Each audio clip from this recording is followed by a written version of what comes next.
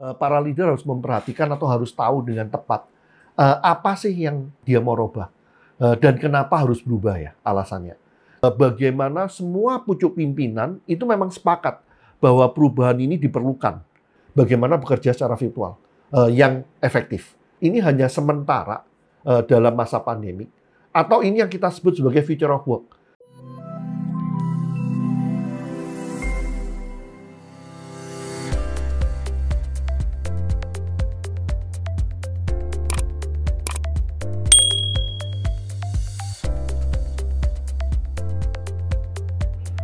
Oke, apa yang harus diperhatikan leaders pada masa disruptif ya?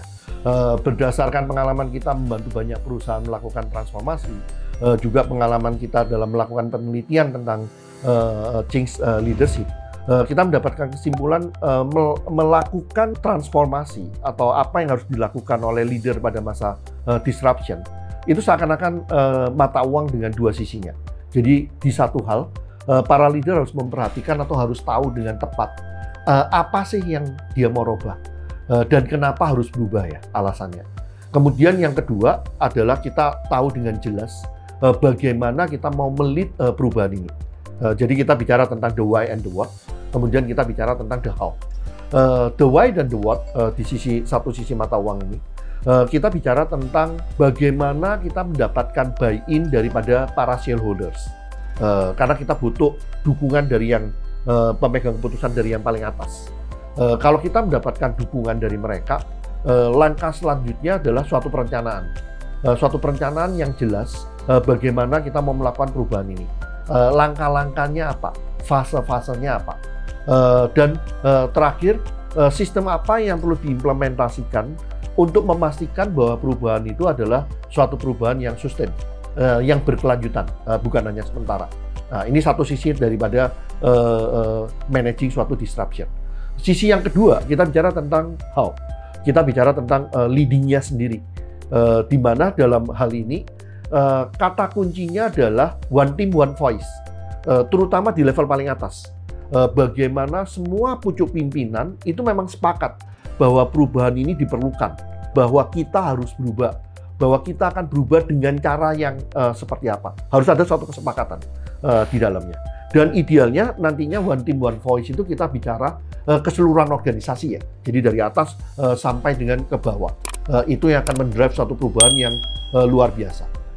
Kunci daripada the house sendiri selain one team one voice adalah proses pembelajaran. Bagaimana para leader ini belajar. Misalnya kita bicara di era disruption ini adanya suatu pandemi. Di dalam pandemik ini kan salah satu tema yang harus berubah adalah bagaimana kita bekerja secara virtual. Nah, ini kan para leadernya juga harus belajar kan, yang dari atasnya.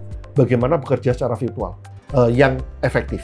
Kemudian juga di dalamnya mungkin bagaimana kita sebagai leader yang mungkin bukan di bidangnya bisa mempercayai expert opinion. Apa yang harus berubah.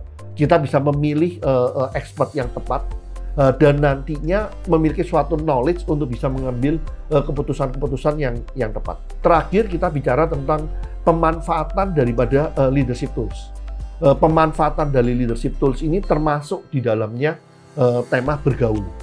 Bagaimana kita bisa berkomunikasi, berdialog dengan semua orang yang akan terlibat dalam proses perubahan ini.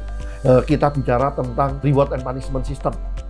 Karena di dalam satu perubahan biasanya tetap akan ada orang-orang yang dengan cepat mau ikut dalam kereta perubahan. Tapi nanti akan tetap ada orang-orang yang mungkin tidak mau berubah. Kira-kira reward dan punishment-nya apa? Sampai dengan sistem komunikasinya. Bagaimana kita mau mengkomunikasikan? Bagaimana kita mau meng-create ritual-ritual tertentu untuk menekankan aspek perubahan ini sampai dengan simbol-simbol tertentu. Misalnya sampai dengan perubahan di dalam environment, perubahan di dalam desain di dalam kantor. Itu semuanya akan membantu proses perubahan ini. Nah, di dalam perubahan ini kan kita mungkin akan berbicara juga perubahan di dalam pandemi. Ini adalah suatu perubahan yang sustain, jangka panjang, atau hanya selama pandemi. Misalnya terkait dengan virtual work, kerjasama secara virtual. Ini hanya sementara dalam masa pandemi. Atau ini yang kita sebut sebagai future of work. yang namanya bekerja masa depan, ya itu memang tidak harus orang bertemu setiap hari. Nah, dengan kita mengambil keputusan seperti itu, apakah ini jangka pendek atau jangka panjang, tentunya komitmen kita terhadap perubahan itu akan berbeda.